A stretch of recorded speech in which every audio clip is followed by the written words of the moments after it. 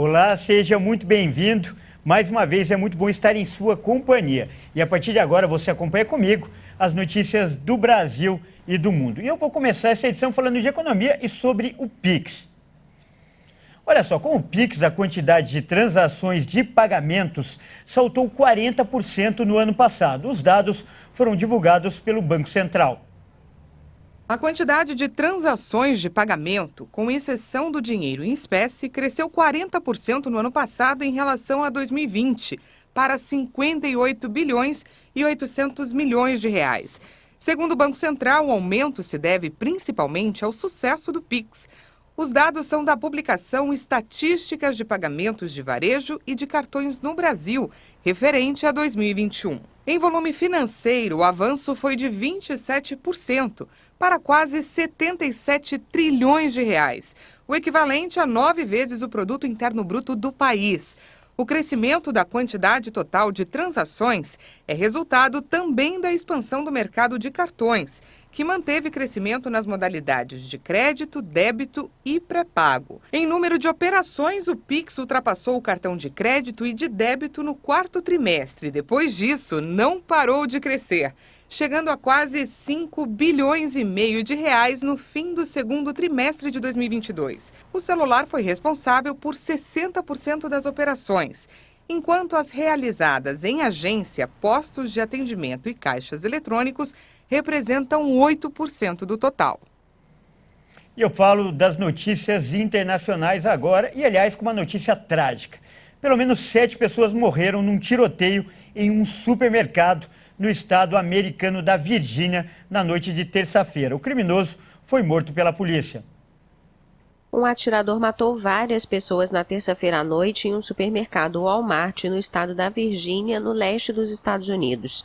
O crime aconteceu às vésperas do Dia de Ação de Graças, um feriado importante no país.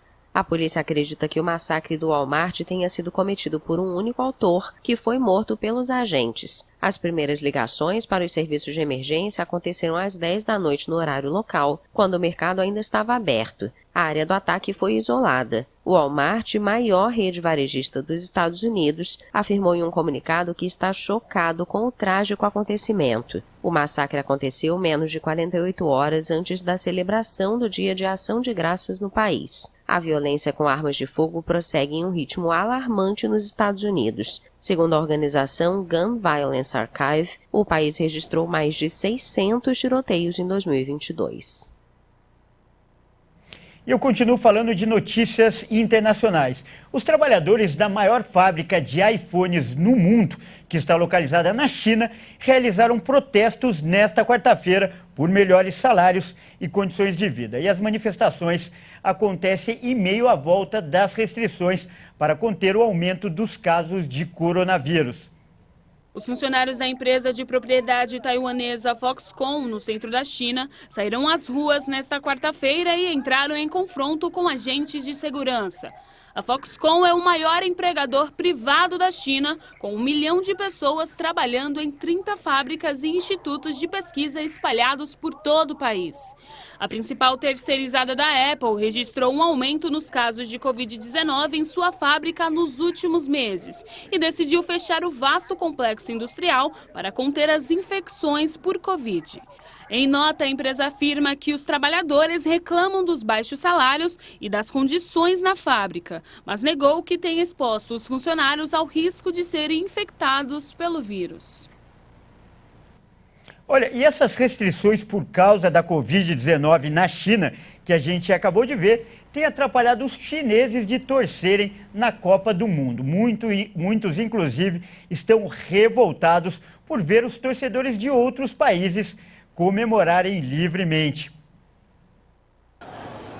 A liberdade estampada no rosto dos torcedores da Copa do Mundo em todo o planeta contrasta com a revolta ofuscada pelas máscaras na China. Em meio às reclamações sobre a postura do governo chinês de limitar a propagação de casos de Covid-19, a Copa do Mundo potencializou ainda mais o sentimento de revolta. Comentários como "quem roubou a vida" e diversas outras críticas às medidas viralizaram na rede social Weibo, o equivalente chinês do Twitter. A China, onde a Covid-19 foi detectada no final de 2019, é a última grande economia do mundo que ainda tenta conter a propagação do coronavírus e confina cidades ou bairros inteiros e obriga milhões de pessoas a fazer testes. De acordo com o Instituto Nomura, mais de 25% da população na China foi colocada sob algum tipo de confinamento na terça-feira, em contraste com as multidões na Copa do Mundo. Uma carta aberta questionou se a China está no mesmo planeta que o Catar no aplicativo de mensagens WeChat na terça-feira, mas foi censurada e removida da plataforma. As partidas da Copa são exibidas na China pela rede estatal CCTV, a mesma que bombardeia os chineses com informações negativas e as inúmeras mortes causadas pela Covid-19 nos Estados Unidos. E a gente fala de Copa do Mundo agora, só que dentro de campo. A Espanha aplicou a maior goleada até agora nessa Copa do Catar. Os espanhóis fizeram 7-0 na Costa Rica, em partida que acabou agora há pouco. Com um elenco jovem e reestruturado, a seleção espanhola confirmou que é uma das grandes favoritas a ganhar essa Copa. Os gols foram marcados por Dani Olmo, Asensio, Ferran Torres, Gavi, Soler e Morata. O jogo foi válido pelo Grupo E. O resultado confirma o bom trabalho feito pelo técnico Luiz Henrique. Só para a gente ter uma ideia, apenas 6 jogadores da Espanha que estão no Catar disputaram a Copa da Rússia. E ainda falando de Copa, a paixão pela seleção brasileira vai muito além das nossas fronteiras. Nas ruas do Catar é possível ver pessoas de diferentes nacionalidades torcendo pelo Brasil. São estrangeiros, como por exemplo os indianos, que vão reforçar a torcida pelo Hexa. 22 jogadores, bola em campo e aí apita o árbitro. Mas calma, peraí, futebol sem torcida? Volta tudo. 22 jogadores, bola em campo, milhões de torcedores pelo mundo e agora sim, apita o árbitro. A Copa do Mundo Qatar 2022 começou e mais do que a experiência dos jogadores em campo, a torcida pelo país é essencial para ajudar na conquista pela tão sonhada taça.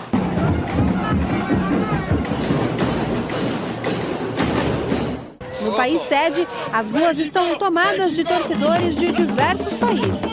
Muitos brasileiros, ou melhor, muitos com a camiseta do Brasil. A nacionalidade? Indianos. Os tradutores da Igreja da Graça da Índia, Atmel Kumar e Nikita Kumar, indianos, garantem. Torcer para o Brasil e para a Argentina por lá é coisa séria. Muitos indianos não sabem onde fica o Brasil no globo, mas conhecem o Brasil por causa do futebol. E os indianos são muito apaixonados por futebol.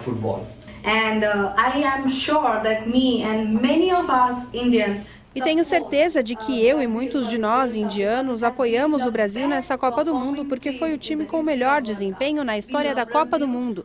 Amamos o Brasil. Temos meninos jogando futebol nas nossas ruas, nos nossos vales, e eles têm apelidos carinhosos. Se chamam de Ronaldo, se chamam de Neymar. E o que tem viralizado nas redes sociais são ruas como essa, com o chão pintado e cheios de bandeirinhas. Só que lá na Índia. Na decoração do país, 2 seleções predominam. A seleção brasileira e a seleção argentina. O que dá para entender, afinal, as 2 maiores lendas do futebol de todos os tempos vieram de países da América do Sul, Pelé e Maradona.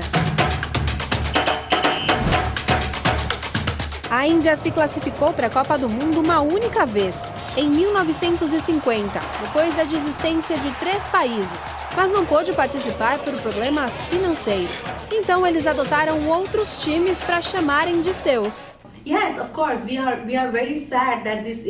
E queremos, sim, claro, estamos muito tristes que este ano a Índia não tenha, de fato, há muitos anos, a Índia não tem se classificado para a Copa do Mundo de futebol.